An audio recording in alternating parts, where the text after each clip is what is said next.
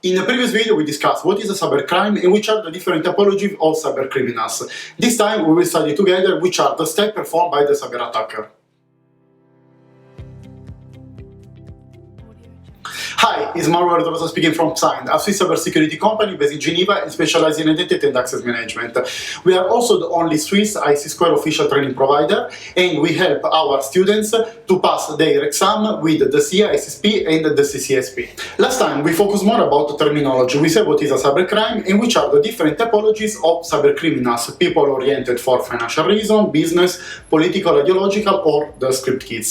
This time I would like to focus more attention about which are the steps that are followed by the cybercriminal to implement a successful attack. The first step is the reconnaissance. In this phase, the attacker starts a study against the victim.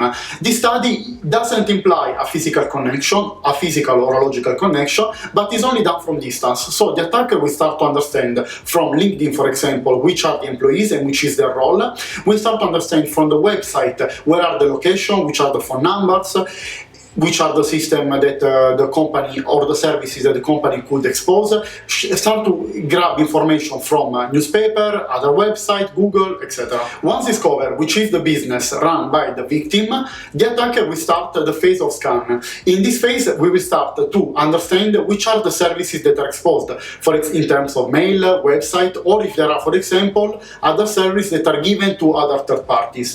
In this phase, we will do a logical scan, so we start to understand which is the version of an application server, of a web server, of a mail server, not only the version, which is the product that is used, and we have to understand, for example, if the system has been correctly configured or correctly patched, and eventually if we have a delta, for example, a known vulnerability that we could use to attack the victim. In the third phase, we will have the attack and the privilege escalation.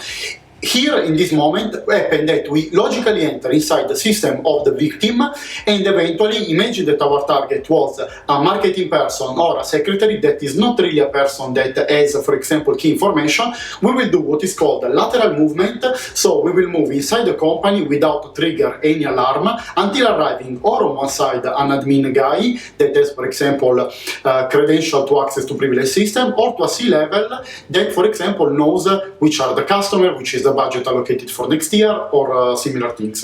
On the fourth phase, we have the exfiltration. In this phase, the attacker starts to extract, for example, document or other confidential information. Keep in mind that in this phase is where arrive the real data breach in terms of confidentiality. In the fifth phase, there is the consolidation of the attack. So the attacker will install malware, for example, Trojan horses, that will enable him to open backdoor or trapdoors that will enable him in a second time, or as many times he would like to do, to enter again inside the system without being noticed.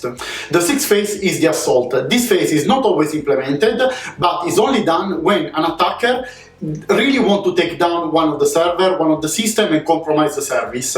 Keep in mind that if somebody is interested just to steal your data and without being noticed, he will not perform this step. The seventh and last step is the obfuscation. Here the attacker will try to cover his footprint inside the system for two main reasons. The first is for a legal perspective, that he would like to avoid, of course, to be persecuted legally by the victim, and on the other side, he would like not alert the victim that he was able to enter inside the system, also to allow him a second time to enter again and make eventually a second theft.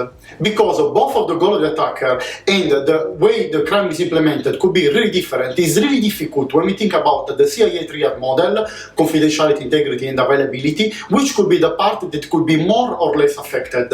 So when we think about cybercrime, we need to consider them equivalent damage in the case of a cyber attack.